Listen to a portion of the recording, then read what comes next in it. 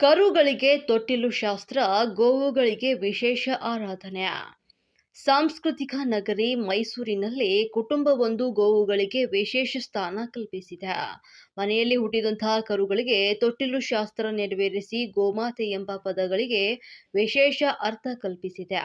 ಶಾರದಾ ವಿಲಾಸ್ ಕಾಲೇಜಿನ ಹಿಂಭಾಗದ ಕೆಆರ್ ವನಂ ಎಂಬಲ್ಲಿ 3 ವರ್ಷಗಳಿಂದ ಪುಂಗನ್ನೂರು ಎಂಬ ಆಂಧ್ರಪ್ರದೇಶದ ಮೂಲದ ಕುಟುಂಬ ದೇಸಿ ಹಸುಗಳನ್ನು ಸಾಕ್ತಿದ್ದಾರೆ. ಮಧುಸೂದನ್ ತಾತಾಚಾರ್ಯ ಮತ್ತು ಕುಟುಂಬದವರು 3 ಹಸು ಮತ್ತು 2 ಕರುಗಳನ್ನು ಮನೆಯ ಕಾರ್ ಶೆಡ್ನಲ್ಲಿ ಇಟ್ಟುಕೊಂಡಿದ್ದಾರೆ. ಕಾರ್ ಶೆಡ್ ಅನ್ನ ಗೋವುಗಳ ಸಾಗಾಣಿಕೆಗೆ ಅನುಕೂಲವಾಗುವಂತೆ ಪರಿವರ್ತಿಸಿ ಸಿರಿ, ನಿಧಿ, ಸಿಹಿ ಎಂಬ ಹಸುಗಳು ಮತ್ತು ಸಿರಿಯ ಮಗಳಾದಂತಹ ಭುವಿ ಮತ್ತು ನಿಧಿಯ ಮಗಳಾದಂತಹ ಸ್ವಾತಿ ಎಂಬ ಕರುಗಳನ್ನು ಸಾಕ್ತಾ ಇದ್ದಾರೆ. ಇತ್ತೀಚೆಗಷ್ಟೇ 2 ಕರುಗಳಿಗೆ ತೊಟ್ಟಿಲು ಶಾಸ್ತ್ರವನ್ನ ನೆರವೇರಿಸಿದ್ದಾರೆ.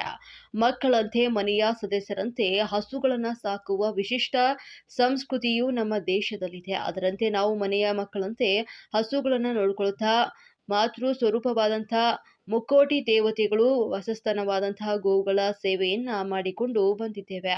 ಬಂಧುಗಳು, ಕುಟುಂಬದವರು, ಹಿತೈಷಿಗಳು, ನೆರೆಹೊರೆಯವರು, ಗೋಭಕ್ತರು, ಸ್ನೇಹಿತರು ಇವರೆಲ್ಲರೂ ಕೂಡ ಸಹಕಾರ ಮತ್ತು ಪ್ರೋತ್ಸಾಹಗಳೊಂದಿಗೆ ಹರಿಬ್ರಹ್ಮ ಗೋ ಸೇವಾ ಟ್ರಸ್ಟ್ ಎಂಬ ಸಂಸ್ಥೆಯನ್ನ ಸ್ಥಾಪಿಸಿ ಮೂಲತಃ ತಲಕಾಡಿನ ಹೊಸ ಬೀದಿಯಲ್ಲಿರುವಂತಹ ತಮ್ಮ ಪೂರ್ವಿಕರ ಮನೆಯಲ್ಲಿ 10 ವರ್ಷಗಳಿಂದ ಗೋಶಾಲೆಯನ್ನು ನಡೆಸ್ತಾ ಇದ್ದಾರೆ. ದೇಶಿ ತಳಿಗಳಾದಂತಹ ಒಂಗೋಲಾ, ಥಾರ್ಪಾರ್ಕರ್, ಗಿರ್ ಮತ್ತು ಬರ್ಗೂರ್ ಸಾಹಿವಾಲ್ ತಳಿಗಳನ್ನ ಇಲ್ಲಿ ಉಳಿಸಿ ಬೆಳೆಸಲಾಗ್ತಾ ಇದೆ. ಉತ್ಕೃಷ್ಟ ಗುಣಮಟ್ಟದ ಹಾಲನ್ನ ಕೊಡುವಂತಹ, ಆರೋಗ್ಯಕರ ವಾತಾವರಣವನ್ನ ನಿರ್ಮಿಸುವಂತಹ, ಸ್ನೇಹಮಯ ಜೀವಿಗಳಾದಂತಹ, ಸಾಕಿದವರ ಮನೆಯಲ್ಲಿ ನೆಮ್ಮದಿಯನ್ನುಂಟು ಮಾಡುವಂತಹ, ಮಕ್ಕಳಂತೆ ಆಡುವ, ತಾಯಿಯಂತೆ ಕಾಯುವ, ವಿಶೇಷ ಲಕ್ಷಣಗಳಿಂದ ಕೂಡಿದಂತಹ ಸುಂದರ ರೂಪವುಳ್ಳ ನಮ್ಮ ಭಾರತೀಯ ಗೋ ತಳಿಗಳು ಮನುಕುಲದ ನಿರ್ಲಕ್ಷ್ಯದ ಕಾರಣ ಇಂದು ಅಳಿವಿನ ಅಂಚಿಗೆ ಬಂದಿವೆ.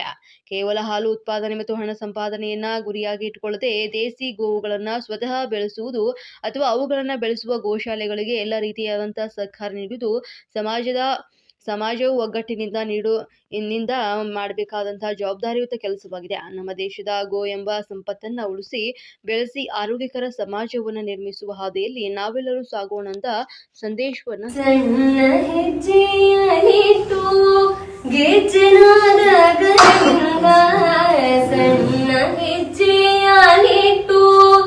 ಗೆಜ್ಜೆನಾದ